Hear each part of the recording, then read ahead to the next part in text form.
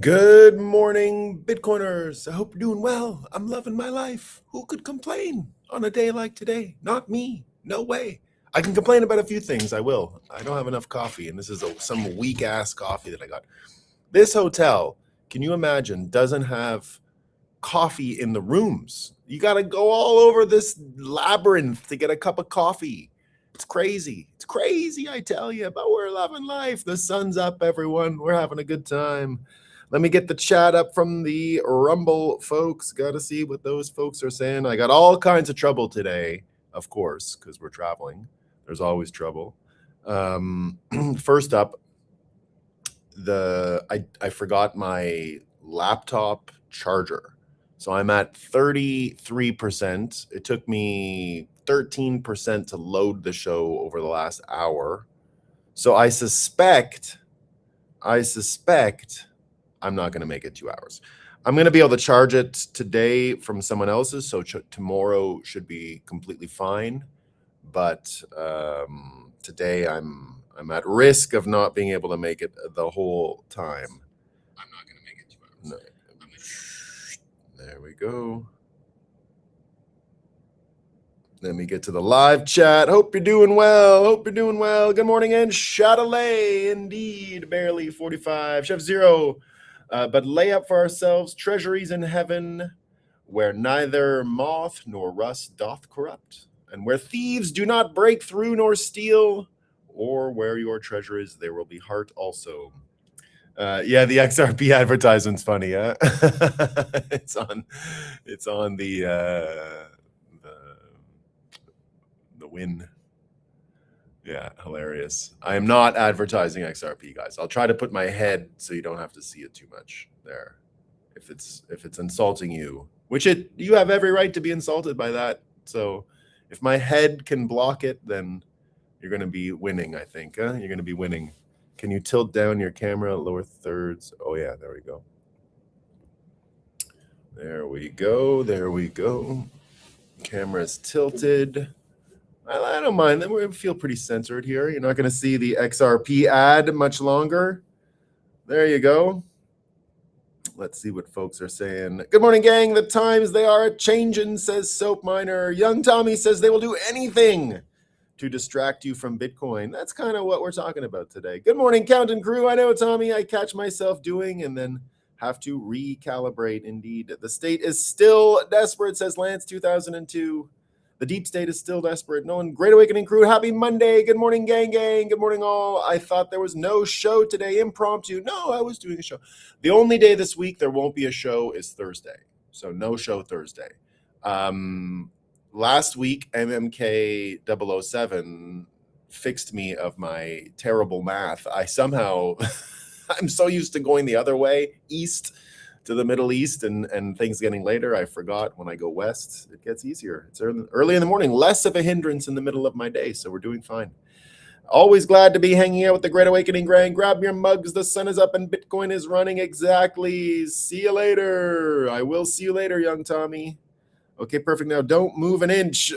I won't move. I was trying to find a hat like yours, but couldn't, John C919. I think we did have a store at Roxham at some point. Look up Roxham merch and maybe. If not, send me a DM and I'll try to figure it out for you. Now I remember. Yeah, we're in. I like the cheap dime store, sunny studio behind you. We missed the northern view. Looks like a cheap dime store, sunny studio. I don't understand what you mean, JJ Fox. Oh, I get it. Yeah. Oh, now I get it. Okay, yeah. The view of Montreal in the studio versus what's going on here in Vegas. Yeah, well, we got to come to Vegas sometimes. Sometimes you got to come to Vegas, That's it. Sometimes you got to come to Vegas. No choices. Okay. That is all for my producer. So let's acknowledge that's a major sunrise. We have not a lot of battery, but Bitcoin's running just fine, right? We're not going to have much battery for our thing, but we're at 77,223 US trash tokens per Bitcoin. I got some weak ass coffee. Thanks, Bitcoin Deb, for worrying about my coffee situation. It does suck. This is the only weak ass coffee I've had today. This is the least caffeinated version of the Great Awakening you'll ever see. Let's see how I do without a lot of coffee. Let's see. I think I'll be fine, but boy, would I love a strong cup of coffee right now. And I'll even complain more. The shitty coffee shop that I went to they only had, get this, you're in a fucking casino. They only had decaf espresso. I almost freaked out. I almost did like the Win guy. I just got all the guns and I was just like, what?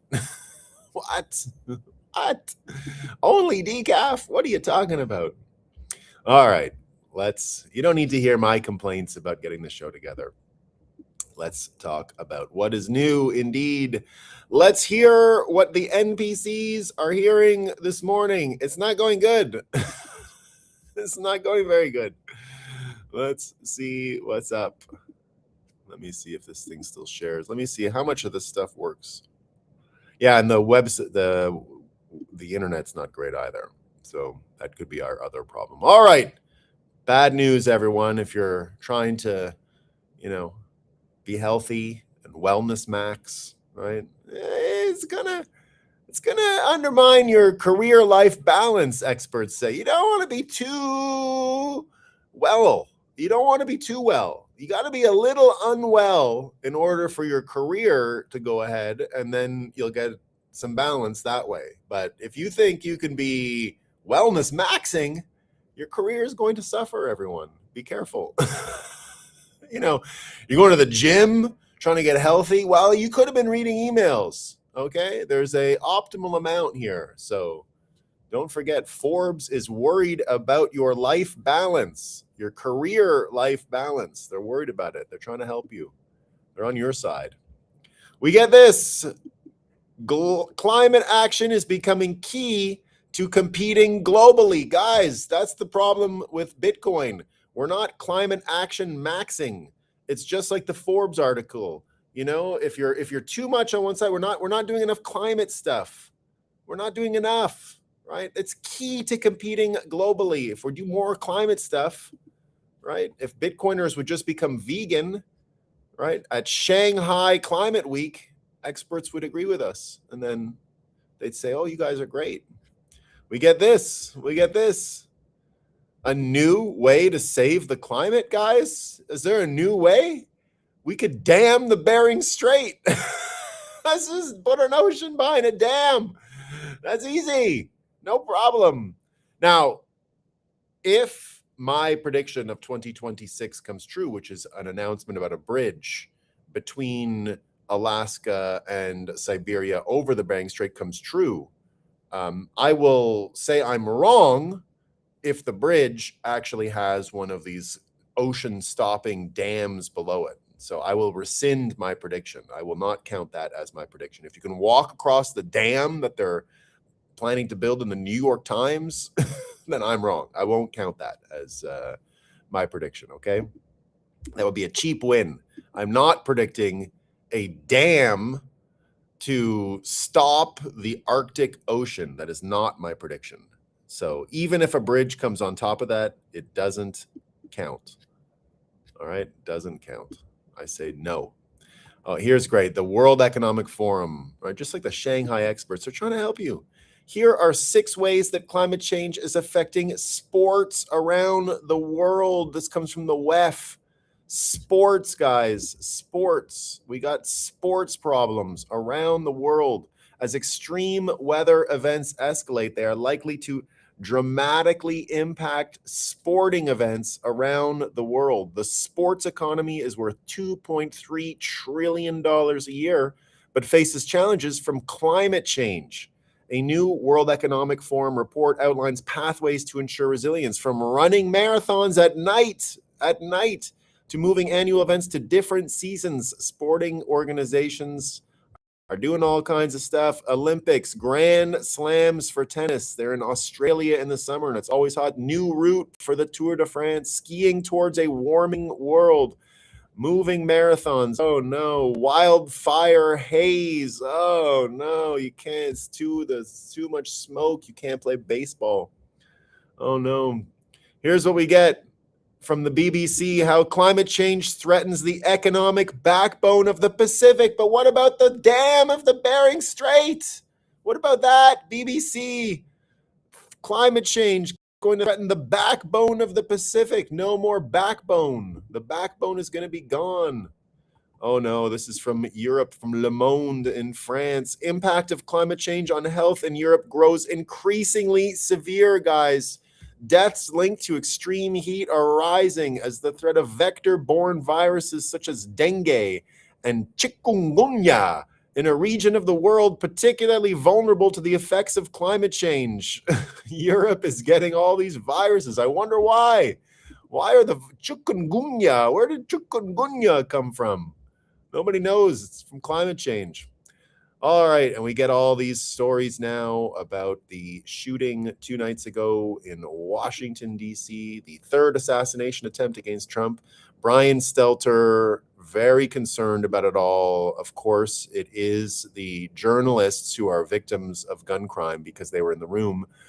WHCA dinner attendees are processing the traumatic stress of Saturday night's lockdown on their own terms and timelines.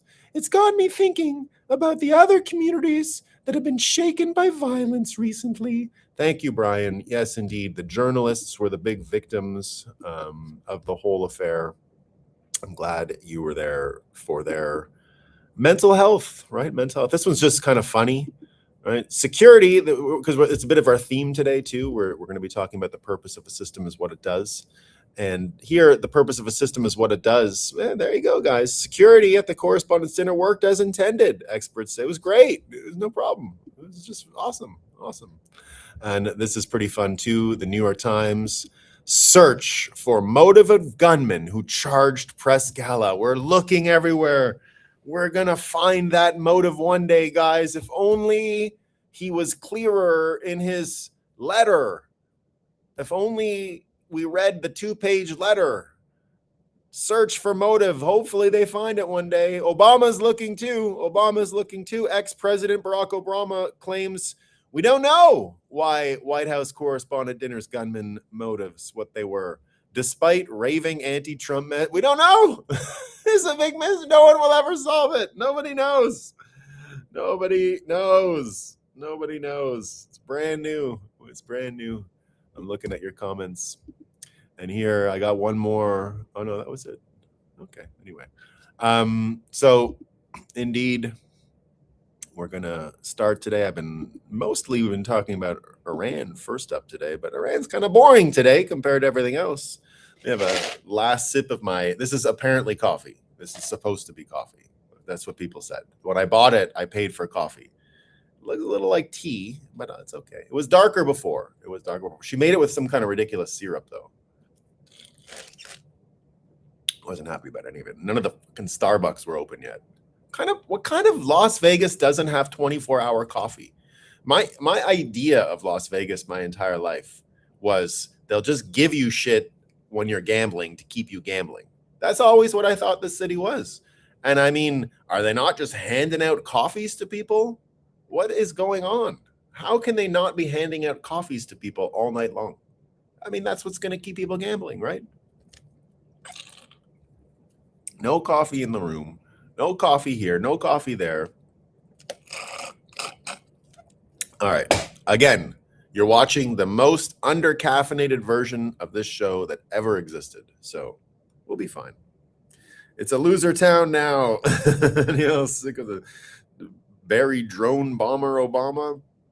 Travel woes for Nolan. No coffee. You got it. Sports ballers are down bad. They're having trouble. I never travel without brewing my own coffee from home.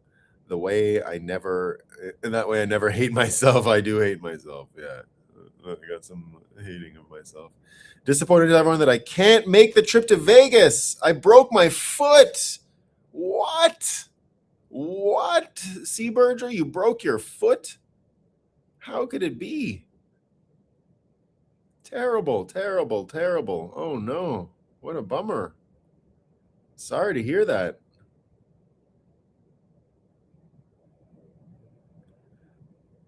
Sorry to hear that.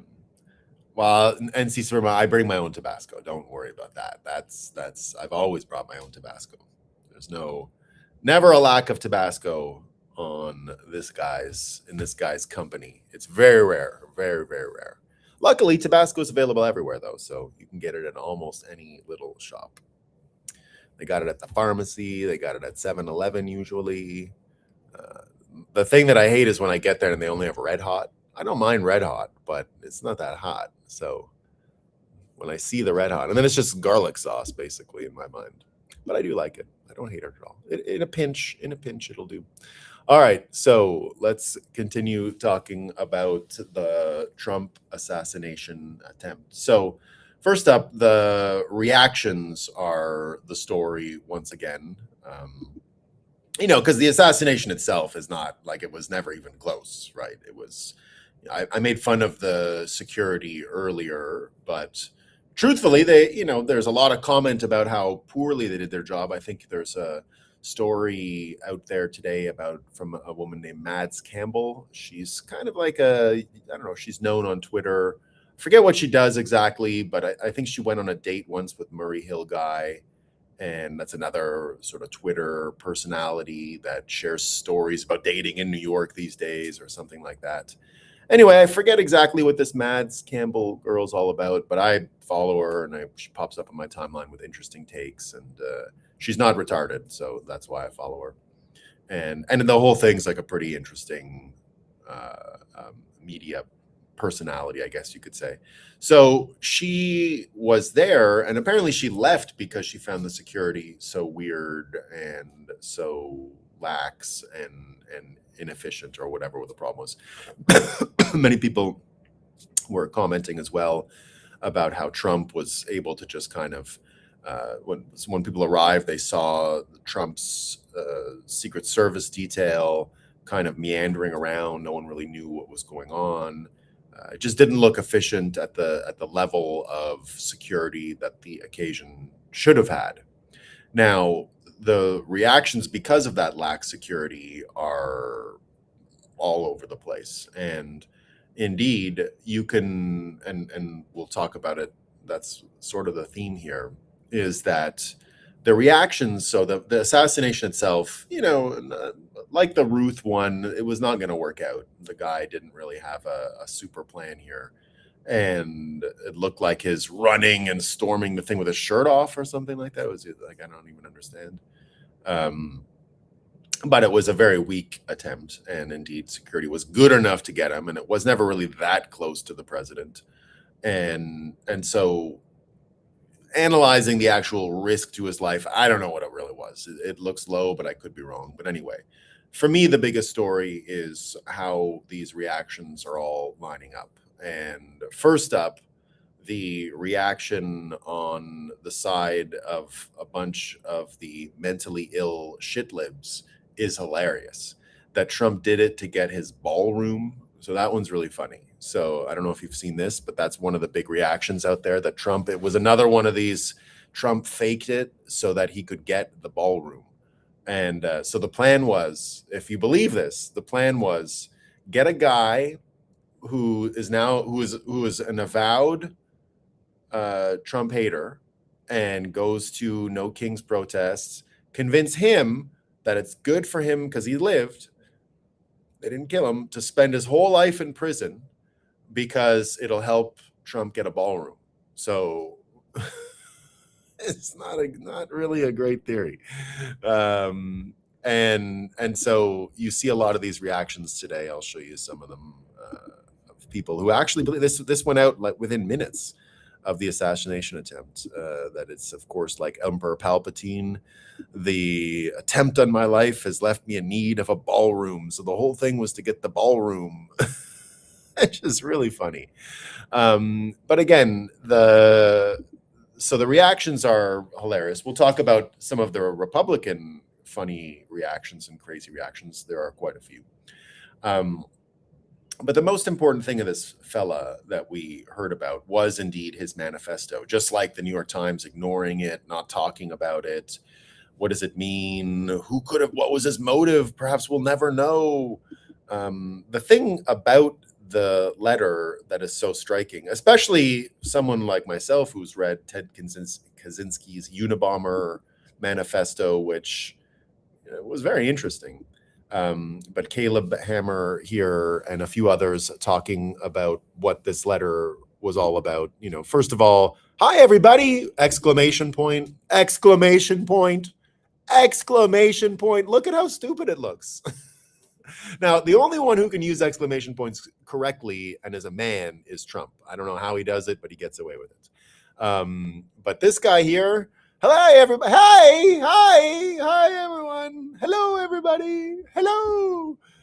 So I've given a lot of people a surprise today. I can't help but read this with moronic uptalk because I feel like that's how it was written, right? I feel like he wrote it. So I may have given a lot of people a surprise today. Let me start off by apologizing to everyone whose trust I abused. I apologize to my parents for saying I had an interview without specifying it was for Most Wanted. Anyway, it goes on. I'm a citizen of the United States of America. What my representatives do reflects on me, and I am no longer willing to permit a pedophile, a rapist, and a traitor to coat my hands with his crimes. Well, to be completely honest, I was no longer willing a long time ago, but this is the first real opportunity I've had to do something about it. While I'm discussing this, I'll also go over my expected rules of engagement, probably in a terrible format, but I'm not a military, so too bad. Administration officials, not including Mr. Patel, they are targets prioritized from highest ranking to lowest. Secret Service, blah, blah, blah. So he goes on with, just all this stuff. And as Caleb Hammer says, every single documentary my team have made recently have been proven correct. This is the most Reddit-ridden manifesto I've ever witnessed. That platform is creating radical ecosystems and more people will be killed. Why is this not in the order? Okay. I'm slightly out of order, but that's okay. I caught it. Jack Posabik saying, that's what's striking is that there is no schizophrenia or dementia or anything in the manifesto, just straightforward regurgitation of blue sky content. And indeed, that's been one of the frames that I've been using here, is that we're dealing with what I call psychological engines. And they are psychological engines, and they produce this result. It's not schizophrenia. It's not mental illness. It's none of those things. It is simply the product of the brainwashing, of the reality that's projected with this fiat system. And indeed, I am blaming fiat today for this assassination attempt. Where did this thing go? Oh my God. So media, first of all, part of this, right? But you can see in the way I created this whiteboard years ago, the point was that the political prison of two ideas is constantly hurting people's brains. It's constantly causing brain damage. And going on these platforms and reading this stuff and being like this assassin and consuming this content constantly, Trump is a Nazi, all this stuff is going to create, and even entering the frame is going to give you this kind of mental illness. And the mental illness that he has is not schizophrenia. They just really believe this stuff. This is something that they think is real. It's why I wrote the Bitcoiner's Guide to NPC Management. Now, the title of the Bitcoiner's Guide to NPC Management is supposed to be a little fun, but right in my intro, I expressly mention, here, I'll show you, that the danger that's out there is that these people they will kill you if they're told to kill you. If that is what the prompt they are given is, then they will do it. And that's why I put it here the way I put it. I said, what's this book about? Now, it's true the NPC would kill you and not care if that is what they are hypnotized and spellbound into doing. So this handbook works as a survival guide of sorts. While the threat is real, the NPC can also be redirected and reprogrammed with ease by the initiated. And that's why when you see here Peter McCormick reacting to this assassination, he says, coming to the conclusion there's nothing you can do to convince a socialist that their ideas are terrible. Nothing. Not once have I changed a person's mind. They cannot grasp economic facts or incentives. Their brains are skewed towards vibes and envy. Sad reality is that they're living on this journey that we have. Sad reality is that they're on this journey, then they have to see the conclusion. Even sadder reality is they will drag so many others into this decline. We did this to ourselves. Now, the good news is we're starting to see this psychological engine break down. The psychological engine that's created this kind of mental illness that doesn't manifest as schizophrenia or some kind of genetic problem. It's the kind of mental illness that comes from this confluence of propaganda, of institutions, of basically a simulacrum of reality that is leading people down this incredibly dangerous path. And you can see it entirely across the reactions to this unbelievable media response. And indeed, there are,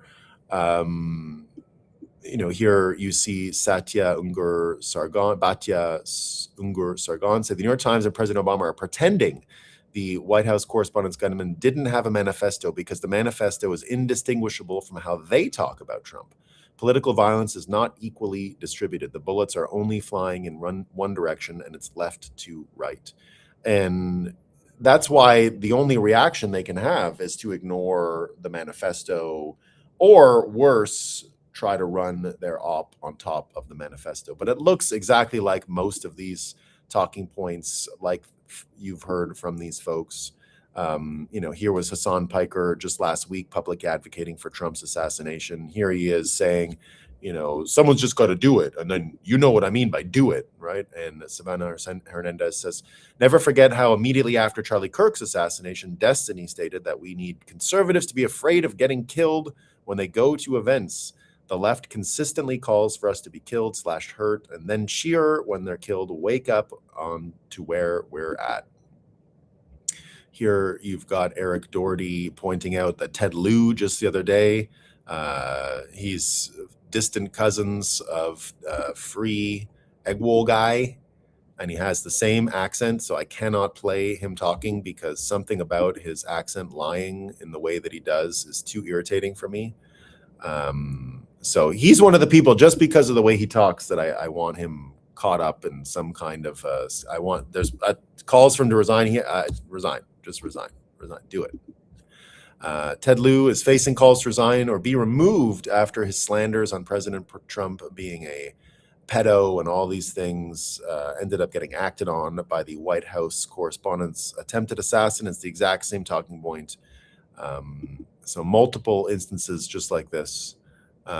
Christian Hines saying here, Hakeem Jeffries tries to come out. It's time to lower the volume. America will not be lectured about civility by far-right extremists. Now is the time to unify. Laugh my ass off. Who are we even kidding at this point? Why even bother with the pretense of uttering something you so clearly do not believe yourself? The opening line of your own tweet completely contradicts the conclusion. You're declaring your side to be representative of the entire country. At the same time, you describe your opponents as internal enemies of the state. No one, including yourself, believes there will be any unifying going on. So why don't you just drop the act and be honest for once? That's from the Hakeem Jeffries. And then Slotkin, of course, don't forget our favorite Slotkin. It looks like, good for her. It looks like her Wegovy GLP-1s are going well, so she doesn't have to wear all of the turtlenecks anymore. So that's the good news in her life. The bad news in her life is that people have noticed that she is running a color revolution. Former CIA officer attempting to radicalize and incite the next Cole Allen to assassinate the president by claiming he is an existential threat to democracy. She's leading a color revolution. There she is, up to no good as usual. And again, it looks like Obama did get ratioed from his attempt to say there was no motive. Benny Johnson here pointing out Obama just got caught in his first ratio on X, and it's brutal. Obama said, "We don't know the motive of the new Trump assassin," even though the shooter left a manifesto explaining he wanted to kill Trump and his entire cabinet. Obama is running an op. It's really sick. Here's why. And Benny Johnson here. Let me give you some of the audio from Benny.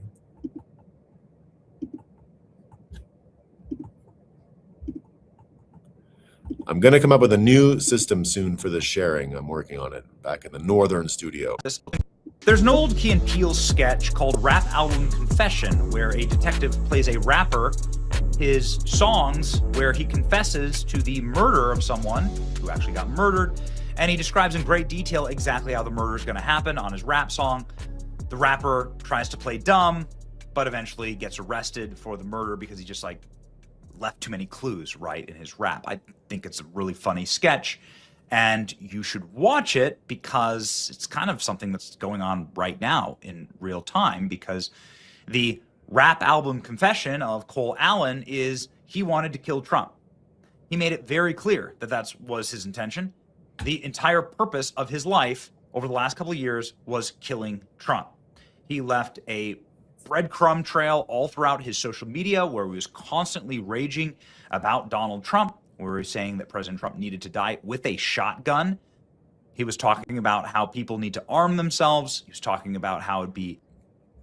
So it's been going on for a while, and indeed, where's the Obama part here?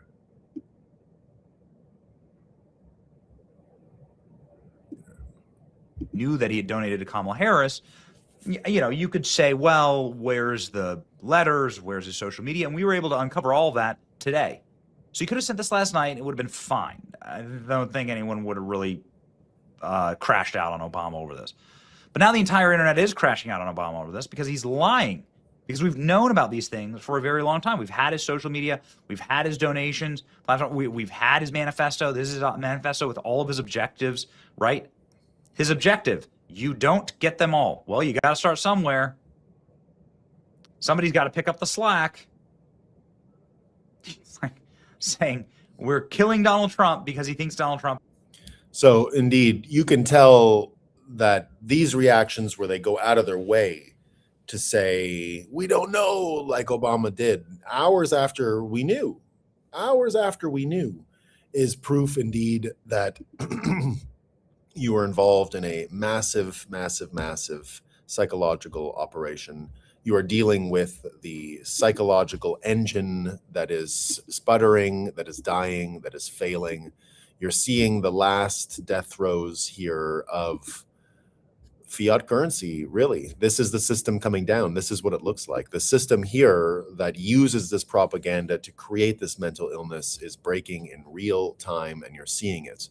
And you can easily predict where it's going to come next. Here's Walter Kern saying, now comes the debate over social murder, the notion introduced quite handily just days ago on that New York Times podcast with the incredibly authentic figure Hassan Piker, who had a kind of fashion spread where when he first became the left's answer to Rogan, listen for this kind of thing. No one here is justifying violence, Rachel, but I think it's important to ask, et cetera, et cetera, et cetera. And you're going to see more and more of this.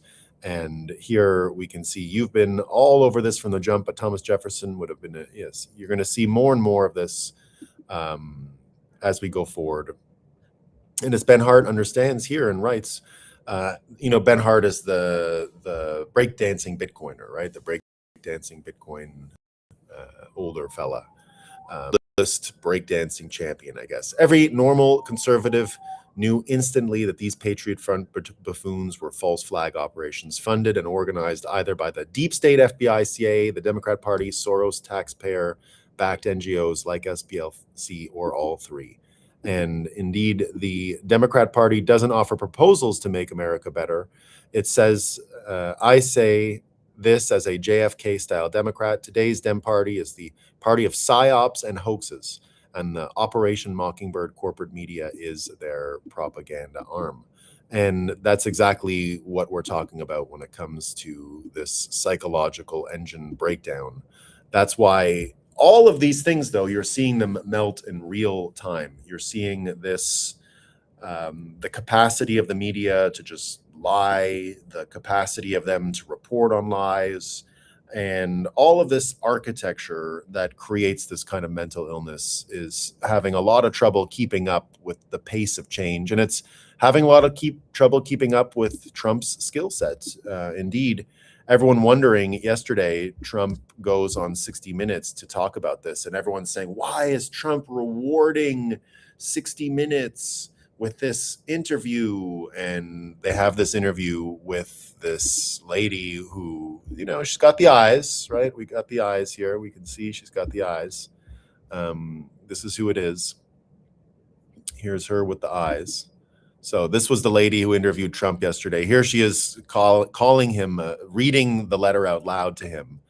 And so people saying, why did Trump do this interview with this person? And why did he go right on 60 Minutes? But the answer is clear. Again, Trump goes on something like 60 Minutes because he can go inside of the system and blow it up from the inside. Again, it's that Armageddon movie. If you have never saw it, there's an asteroid coming to Earth, and they say you can't hit it with nuclear bombs. It'll just bounce off and keep coming. But if you put one nuclear bomb inside of it, the whole thing will blow up. So they get an oil drilling team, and they go up north. They go up in a rocket, and they go up into space, and they land on the thing, and they put a bomb in, and it blows up, and they win. It's great. And they use the analogy, you know, you put a firecracker in your hand, throw a firecracker against a charging person, it won't matter. Put a firecracker in their hand and let it explode, and what happens to the hand? Of course, it does that. So when Trump does these kinds of things, it's because he's trying to enter this frame of the mentally ill psychological engine. Now, I don't think he's looking at a battle plan like the diagram I've drawn up here, but that's what's going on. He's going inside of this frame, inside of this US banking frame here, the us banking frame, and he's detonating a bomb. And when you detonate this bomb, it explodes brains. It explodes people's heads. It shows them information they haven't seen before. It shows you another reason why this whole thing is destabilizing and falling apart very, very quickly. And Trump's tour de force yesterday on this show really proved it. So here he is. This is just one of the best lines ever. I got to make sure you can see it. It's 2 seconds. But he goes there and pretty much hits all of his talking points against this woman. And in the end, I don't think anyone watching this would have seen her as a credible journalist with the eyes and the craziness. But here she is trying to call him a king, right? If I was a king, I wouldn't be dealing with you. If I was a king, I wouldn't be dealing with you. Just top level stuff. And here he is again in another part of it, part of this interview, and where she reads the thing, and he says, you should be ashamed of yourself for even reading it. Now, the reason I'm bringing this up is because this is really from my book, The Bitcoiner's Guide to NPC Management. What I said works. Well, this is what I said, if you go back to Peter McCormick saying you can't argue with these people, it's not an argument. You can't argue. You can shame them. You can use, that's why I use pity, right? Pitying them. Like whenever one of these leftist people are trying to make some kind of argument about, oh, blah, blah, blah, you don't enter the frame.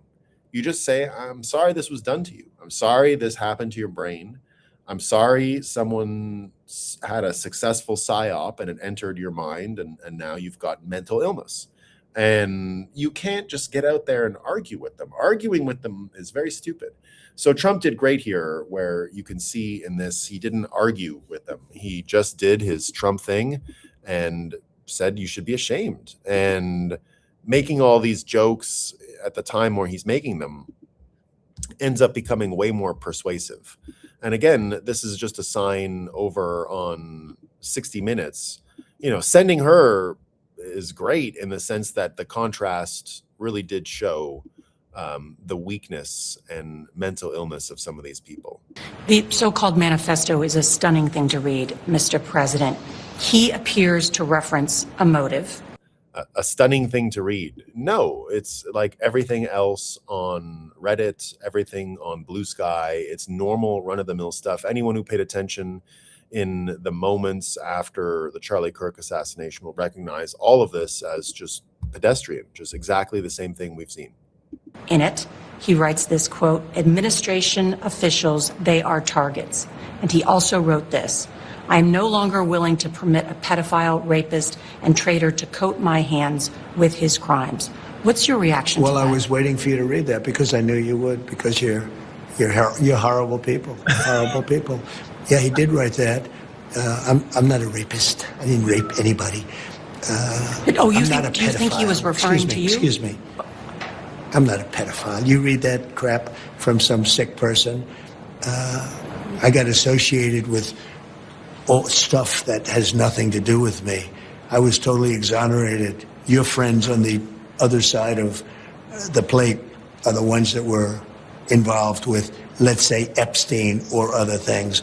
But I said to myself, I'll do this interview and they'll probably, I read the manifesto, he's a sick person, but you should be ashamed of yourself reading that because I'm not any of those things. Mr. President, these are the gunman's words. Excuse me. You shouldn't be reading that on 60 Minutes. You're a disgrace. But go ahead. Let's finish the interview. The other thing that he wrote in You're disgraceful. Perfect. Don't enter the frame. You don't enter the frame. That's exactly what my book, Bitcoiner's Guide to NPC Management, stressed. This is how you do it. You don't enter the frame. You use this kind of contrast. You use this kind of persuasion, and you don't argue. Like that was the point of what McCormick was saying. You got to put up some argument, and the arguments don't work. They don't work. We're not dealing with arguments here. We're dealing with a hypnotic system. And that's how you break it. And it's just another indictment of the failure of this entire media class. And this is a big loss for them this weekend, really big loss. Here they are again, getting caught for stealing all of the liquor and wine after the shooting. There may be no perfect allegory for modern media. It's tragic. And here, but in a pinch, I'll take a woman with 30 grand worth of plastic surgery, wearing a sable coat, stealing wine bottles off the table at a correspondence dinner right after the place got cleared out because someone tried to shoot the president. These people are special. And we've seen since Trump first entered the fray, we've been in this psychological war. Our country has been at war since Trump first walked down the escalator, attacked by the left, which is enabled by federal judges, every elected Democrat, and even many Republican senators. Tonight doesn't feel shocking, even though it should. We are at war. There's our favorite teacher again, shoot in the neck. And one of the big problems, and we'll talk about it, but indeed it is this psychological engine. Here's Bukele talking about his own country. They're doing this trial this weekend. And, of course, the fake news is, lack of democratic rights, Bukele says here. And this is related because this is the same fight Trump is having. This is the psychological and economic war that we're all involved in. World War III is a psychological and economic war. It really started during the financial crisis in 08 and 09 and precipitated in all kinds of crazy directions after, really took form and took shape when Trump won in 2016. But indeed, it has been going on since Trump came down the escalator, like we heard from Cernovich. Bukele is a major player in World War III who completely gets the psychological and economic components of this. That's why he attacks media very similarly to Trump, and that's why he's embraced economic solutions very similar to Trump. These are the levers of World War III, and Bukele is one of the most effective in the world at pulling them. And he says here, it's interesting to see how many media outlets, politicians, and representatives of international NGOs lie so blatantly about El Salvador. And that's it. It's the blatant lies. But the blatant lies do have a limit. And once you start seeing, once the system breaks, the lies don't have the fault tolerance to keep up. They start to themselves fall apart. He says, anyone who has visited our country knows that tattoos are not only allowed, but very common. Many Salvadorians have them, even in highly visible areas, full sleeves, face, neck, hands, etc. It's simply not true that people are required to cover them up. It's also false that tattoo artists have been arrested. There are hundreds of tattoo shops, and many are now doing better than ever since they can stay open late without extorting being extorted by gangs. Tattoos aren't even socially frowned upon. On the contrary, many people see them as body art and as a form of personal expression. What is prohibited are gang symbols, not just in tattoos. They are banned in any form, on walls, in the media, even on graves. This shouldn't surprise anyone. In Europe, Nazi symbols are banned and no one is outraged by it. In fact, we only restricted them in the media for 1 year during the height of the war on gangs, and we're allowed again now.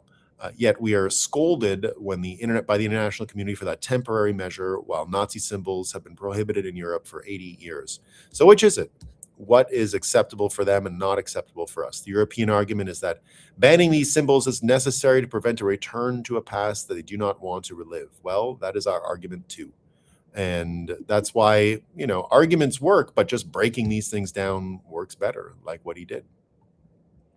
Now, the left-wing reactions, which are to just lie about the information, to ignore information, to make up the ballroom finance judge scheme, all of these things you're hearing on the left about what's going on. So either we don't know what happened, it's a great big mystery, or it's for the ballroom. These reactions are typical of that framework they're in. It's typical of their blue sky ecosystem. Now, on the other end, on the right, you have also some crazy reactions because indeed, politics. Remember, my graph here is this is not a Republican on our side, on this side, and Democrat on this side. You see it's red and blue inside of here. People locked in the permanent political frame are the ones who are susceptible to this kind of brainwashing and psychological manipulation. And you're seeing reactions on the right that are just as crazy and insane and troubling. And the Charlie Kirk assassination brings up some, and mixed with what happened here, brings up some of the tough parts for Republicans about what's going on in the nature of the war that surrounds them. And so here, I thought this was pretty good. Andrew Isker saying the following: a major reason a large segment thinks that Israel killed Charlie and has attempted to kill Trump multiple times is because it's psychologically a lot easier pill to swallow than the idea that the left is extremely violent and lives right next door to you. You know that you are not a significant figure and that a foreign government on the other side of the planet doesn't really care about you one way or the other. You are an accountant or an HVAC guy.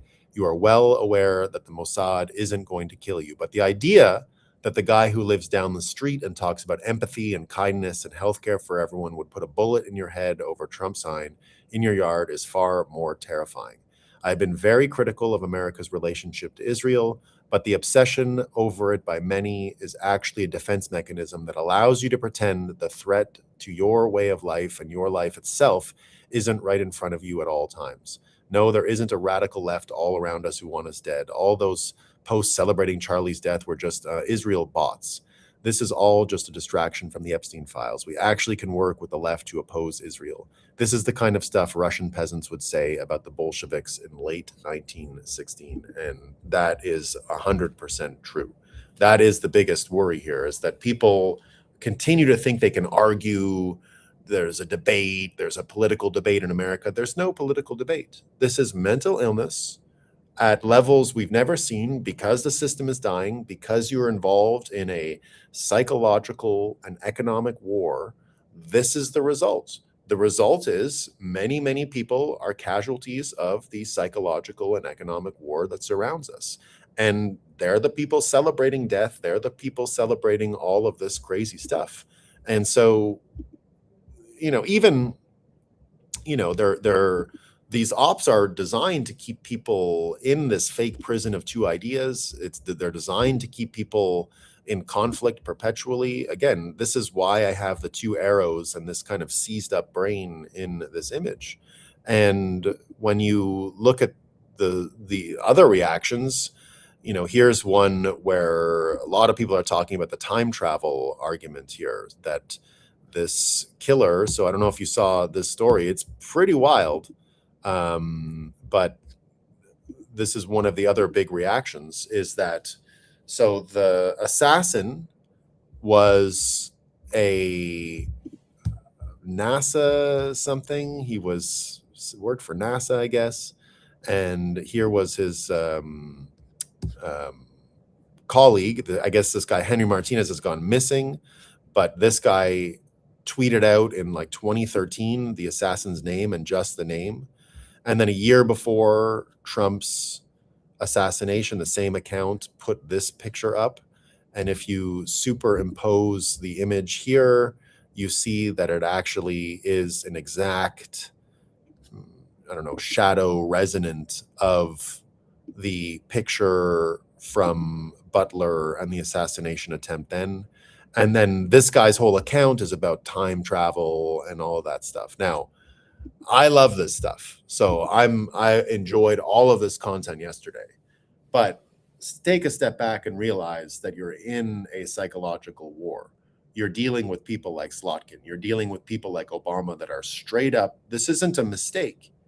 They are absolutely running an op on the country.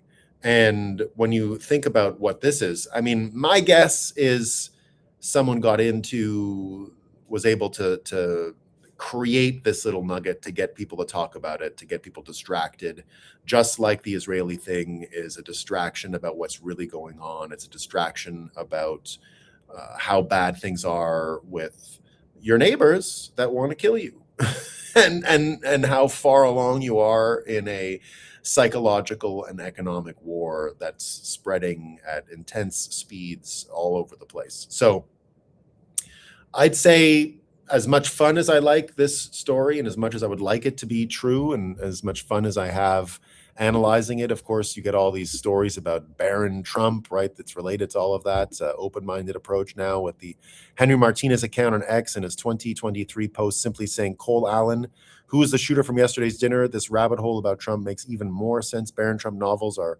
written between this time, Baron Trump and all that stuff, Castle Trump, Trump Tower. So it's a lot of fun, right? It's a huge, fun story. But again, it is like the Israel one, the kind of thing you would hear people, Bolsheviks in 1916 talking about when they were talking about the Bolsheviks. This all reminds me of some of these distraction stories that are out there. And so it takes away the nature a little bit of the clear and present danger that you ought to be feeling. Now, the good news is, again, go back to the frame. I am indeed running out of power. I'm distracted from the power question, but yeah, I'm down to 10 now, so it's pretty much over. But again, when I look at my map here and you think about it, right? Communications. The good news is this new assassination attempt and Trump going on 60 Minutes has flushed out a whole bunch of trouble. It's showing and exposing, and I think relieving some of the symptoms, because just like you heard from Peter McCormick, we're not involved in some kind of debate. This is not a debate. This is just a race for power. And if you win the power, if you win this military power, if you win these institutions, if you win the energy game, you're going to alter the psychology. People will align with power in the end. This will reconcile with power being aligned, and people will align with that power. And so if you can somehow control energy, military, institutions, you'll be able to solve the major problem here, which is the brainwashing and the psychological component of this economic war. If you can solve the economics, you can solve the psychological battlefield as well. And that's exactly what is happening. You're already seeing the American military just last week stating again that they're running a Bitcoin node. The U.S. military just confirmed it is running a live Bitcoin node. Admiral Paparo, head of Indo-Pacific Command, told Congress they're using a Bitcoin network of operational security tests to see it as a tool for power projection against China. Not mining, not speculating, running infrastructure, the same network that has only used by criminals, is now considered critical to national security by the Department of Defense. The US holds 328,000 Bitcoin. China holds 194,000. This is no longer a debate about whether Bitcoin matters. The military is treating it like an asset in a geopolitical arms race. And when you think about the war that's out there, I mean, this is what Europe is proposing for people. That's why this is happening. Europe is not, if they don't realize that they're part of an op, they're headed right for this result. This is the tragedy awaiting Europe. Europeans, if we allow this to happen, they're preparing the big war for 2029, 2030. Russia is not the enemy.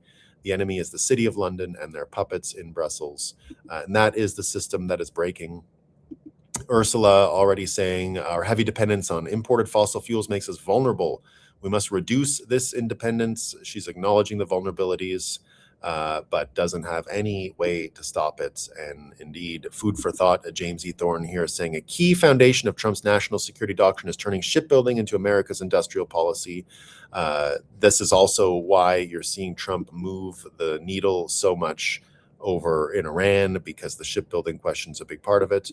And then here you can see Argentina going to be given, Falkland Islands going to be given to Argentina, because we're in this economic war and Trump is fighting it against the London city. He's creating all of these new energy avenues, these new choke points, this new projection of power. And it looks like the real war for the psychological plane to help ameliorate this comes from this full-on fight against the city of London.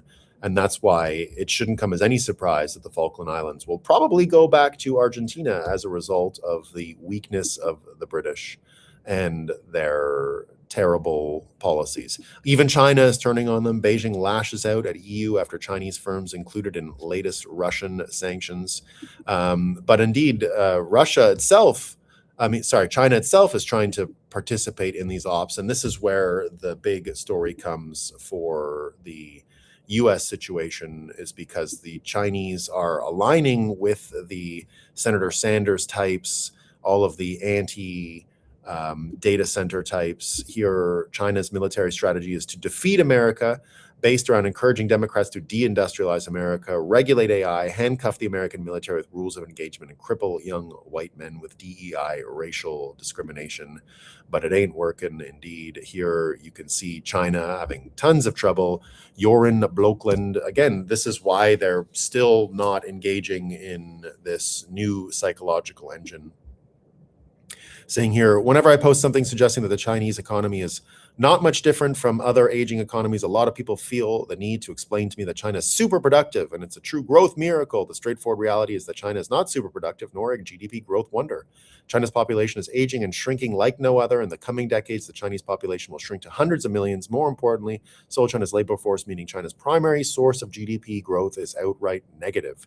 Connecting the dots, China's debt accumulation is way above that of the United States and other aging countries, while its money supply has exploded with a total unrealistic GDP growth of 5% per year. China is a debt economy on steroids. And since debt and money supply are increasingly the same, China's extraordinary money supply growth is easily explained, not a productivity boom, no miracle. Final piece of the puzzle, this is why China has no alternative but to keep buying unprecedented amounts of gold if it wants a shot at ditching US dollar hegemony.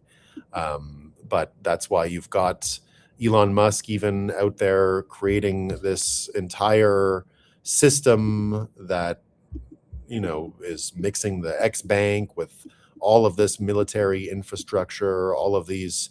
He's basically building the WeChat financial network. And he's also telling you that you're in this war, right? The same guy that's fighting this economic system war with space and X bank, St. Michael the Archangel, defend us in battle, this is Trump from last year. This was retweeted, of course, by him. May God rebuke him. We humbly pray, and do thou, O Prince of the heavenly hosts, by the power of God, cast unto hell Satan and all the evil spirits who prowl around the world, seeking the ruin of souls. Amen. And that's why the real fight is coming home very quickly. The fight for the psychological engine to fix all of this division in America, all of this trouble. James E. Thorne says here, the great game comes for the Fed. Kevin Warsh's arrival at the Federal Reserve would mean more than a new chairman. It would mean that the new great game, the struggle over energy, industry, data, payments, borders, and national power, has finally reached the central bank. Again, this is the source of almost all of the psychological trouble that's happening in America. The old pretense that the Fed stands above politics, above history, and above the national interest is collapsing. Good. It was never true. Trump and Andrew Jackson belonged to the same American tradition. Both understood that concentrated financial power quickly becomes political power, which is what we're dealing with here. Jackson fought the Bank of the United States because he saw the institutions claiming neutrality often serve entrenched elites. Trump is now applying that same instinct to the modern monetary establishment. The target is no longer Nicholas Biddle's bank, but the Western central bank system, the Fed, the ECB, the Bank of England, and their peers. And he has spent decades passing ideology off as expertise. That has spent decades passing off ideology as expertise. That ideology is a stale misuse of Keynes. The general theory was written for depression conditions and then marketed for generations of disciples as it was a timeless manual for all economies in all areas. That is how the Fed ended up treating supply shocks as inflation, backward-looking shelter data as revelation, and every market tremor as an excuse for balance sheet manipulation.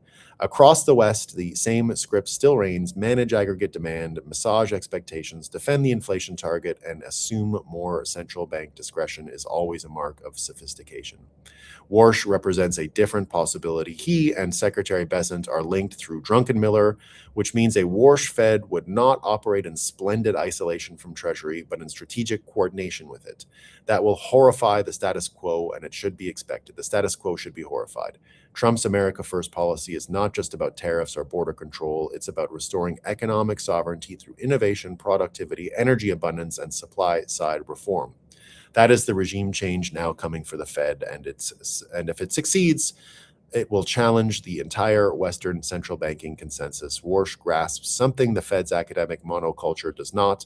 Stronger growth is not inherently inflationary. If productivity capacity is rising, faster innovation, more investment, and better supply conditions can deliver expansion without hotter prices. Volcker, for all his tensions with Trump, understood the same underlying truth.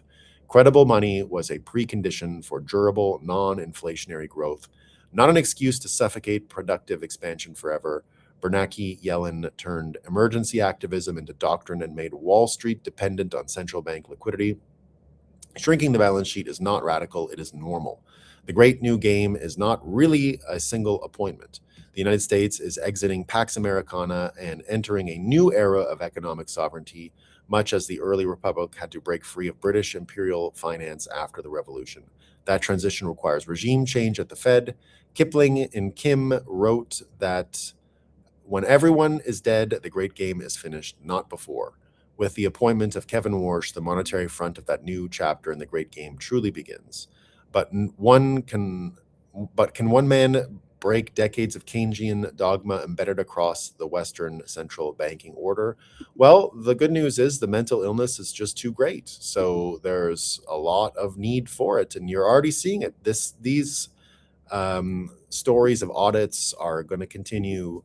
You're going to continue to hear about all of the robbing and the thieving and the craziness. And I do believe you're going to get some degree of mental health help through all of this. All right, guys, I am down to 5% battery. I'm not going to make it much longer. It's moving faster. Down to...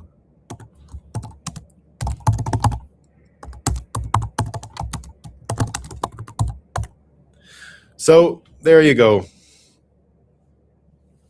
Let's see what folks are saying in the YouTube chat quickly. Why doesn't Promethean Action ever speak about Bitcoin?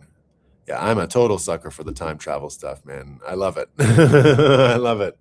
But I just think that, look, it's one of my favorite subjects in the world. We definitely are a fan. But the truth is, I think it's an op this time. We'll see. I think it's an op.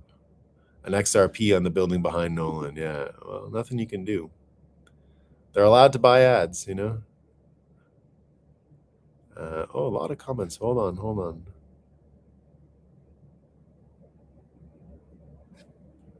Good morning, Bitcoiners. Good morning, all. Nolan, are you checking out the Spaces Protocol workshop on the 29th, 12 p.m.?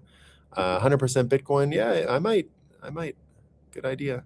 I'm Double B. Sun up. Carry a bottle of coffee. Yeah, that's the coffee concentrate with me, just in case. Why Jack Dorsey, Elon had to buy him out to restore free speech. How is that Bitcoin? He sucks. Yeah, I mean, I like the BitChat stuff's pretty good, and all the stuff he's doing with Cash App made me forgive him. So I forgive Jack Dorsey. Trump is Jesus. Oh, I don't know about that, Alan King, but good morning, Shai Lathiel. Hope you're doing well. Spent the weekend with leftists. They are lacking the energy of before and just seem generically unhappy and in disbelief about the world. That's it. That's why we're winning.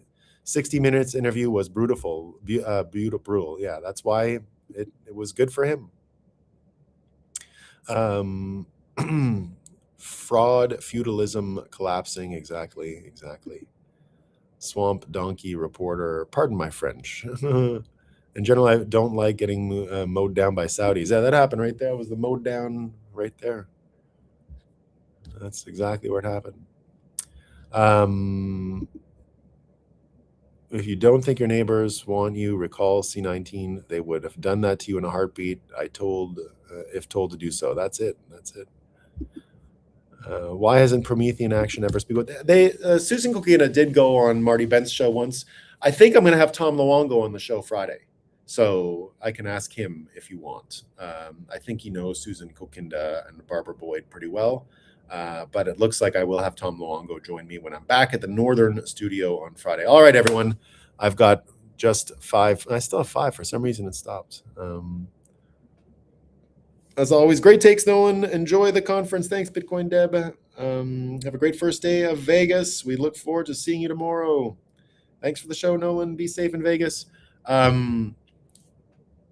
Sorry, C. Berger, about your ankle wherever what broke your foot. Real bummer. Bummer. I'm not going to see you this year. But there you go. All right, team. I'm going to save my life.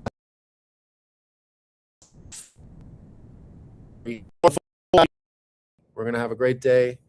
It'll be a more organized show tomorrow. It was a tough one to get everything in order the way I would like. We'll be great tomorrow. I'll figure the coffee situation out. That was the main problem. All stuff is not a problem. I can't do the show without a lot of coffee. We need a lot of coffee every morning. We go crazy on coffee. We love coffee. All right, team. I appreciate it all. I'm about to play the logo followed by the thanks for watching screen. Peace.